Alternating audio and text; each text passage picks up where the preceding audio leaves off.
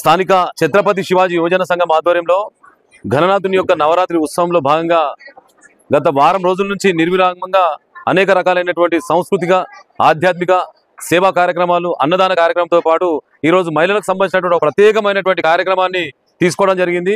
రంగవల్లి అంటే ప్రతి మహిళ లోపల చాలా ఉత్సాహాన్ని ఒక ఆధ్యాత్మిక శక్తిని ప్రదర్శించినటువంటి చరిత్ర మన శివాజీనగర్ ఉందన్నటువంటి విషయాన్ని కూడా తెలియజేసుకుంటూ నిజంగా అద్భుతమైనటువంటి రంగవల్లి అనేటువంటి నిజంగా చెప్తున్నా కదా అద్భుతంగా చేసేటువంటి ప్రయత్నం చేస్తారు.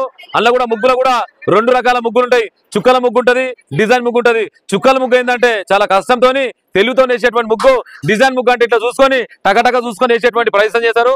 కానీ శివాజీనగర్ వేసినటువంటి మా మహిళా మనులు చిన్న నుంచి పెద్దవాళ్ళందరూ కూడా చుక్కల ముగ్గు ఎంత అద్భుతంగా, చుక్కల ముగ్గు డిజైన్ ముగ్గు కూడా రెండు కూడా అద్భుతంగా వేసారు. ముగ్గేయడం అంటే అంత ఆషామాషి కాదు.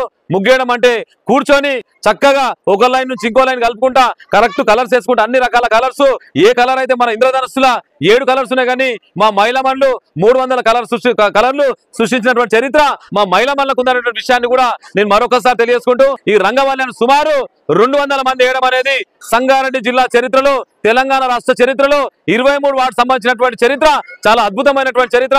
దీనికి సహకారం చేసిన ప్రతి ఒక్కరు కూడా నేను పేరు పేరున ధన్యవాదాలు తెలియజేసుకుంటా.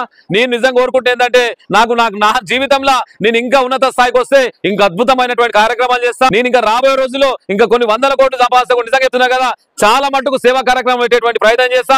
మన జీవితంలో మనం ఏం తీసుకోము, బంగారము వెండి నగలు ఏం రావు అనేబడి వచ్చేది ఏంటంటే మనం చేసిన మంచి పని వస్తుంది అనేటువంటి దాని మీద డిసైడ్ అయినా కనుక మీరందరూ కూడా ఇదే రకంగా సహకారం చేస్తే రాబోయే రోజుల్లో సంగారెడ్డి 23 వార్డు భారతదేశానికి ఒక మణిహారం చేస్తారనేటువంటి విషయాన్ని కూడా మరొకసారి మీకు అందరూ కూడా హృదయపూర్వకంగా తెలియజేసుకుంటూ నాకు ఈ సంపూర్ణ సహకారం చేసిన ప్రతి ఒక్కరు కూడా పేరు పేరున ధన్యవాదాలు తెలియజేసుకుంటూ సెలవు తీసుకుంటాను. బోలో గణేష్ మహారాజ్ కి